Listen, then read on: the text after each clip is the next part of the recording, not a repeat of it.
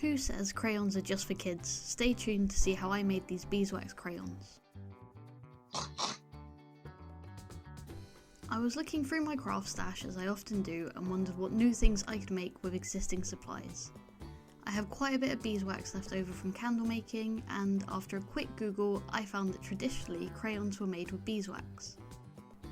I chose to use these blocks of beeswax that I refined myself straight from the hive, and I'll link that video here. I decided to cut them down so that they would melt quicker.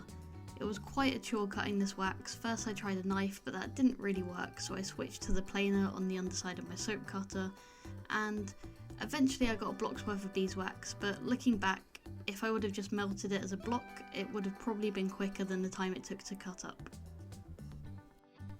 I was concerned that the orange colour would affect the end crayon, but I won't know unless I try. I also saw online that you can grate down and add bar soap to crayons to soften them up slightly.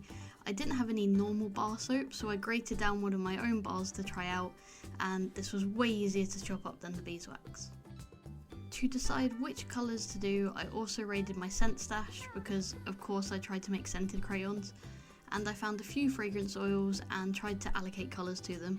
For example, sherbet lemon was of course yellow. I didn't have a crayon shape mould, so I decided to use this bar mould and divide it up using foil. Spoiler alert, do not do this. I should have just used smaller moulds even if they're not crayon shaped, or maybe poured them straight into the bar mould and cut them after, but the foil was a fail. Finally, time to melt the beeswax. I did try adding my soap, but it just didn't dissolve, so I fished it out and ended up using 100% beeswax.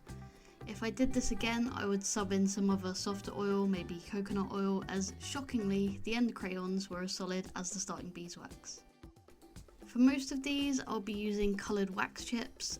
For the black crayon, I didn't have the right colour wax chip, so I used activated charcoal instead. And I've seen people use food colouring and mica, which both seem to work, but as long as you don't use water-based colourants, as we know water doesn't mix with wax or oil. To reduce the amount of washing up after, I used one boiler for the plain beeswax and the second one to add the colour and the fragrance. I didn't weigh out any of this. I tried to use quite a bit of colour because I don't think the crayons can be over pigmented, and I just added a splash of fragrance to each batch. I wiped out the second boiler with paper towels between colours, and that seemed to work fine. I didn't notice any contamination between batches. I poured each one into the mould and waited for it to cool completely before attempting to demould them. The wax came out really easily from the mould, but the foil was just embedded in. I managed to cut out a crayon of each colour for testing, but I definitely advise against dividing up moulds using foil, and I think parchment paper would have just ended up the same because wax got under it and all around it, so there wasn't really a way of separating it. So on testing, they do behave like crayons and do leave some colour behind on the page, but I think they needed to be a little bit softer to really stack up against normal crayons. With a bit of coconut oil, I could see these working a treat, and one benefit of making your own is that you can make any colour that you want. Overall, I'd probably give these a 5 out of 10, usable, but I wouldn't recommend them.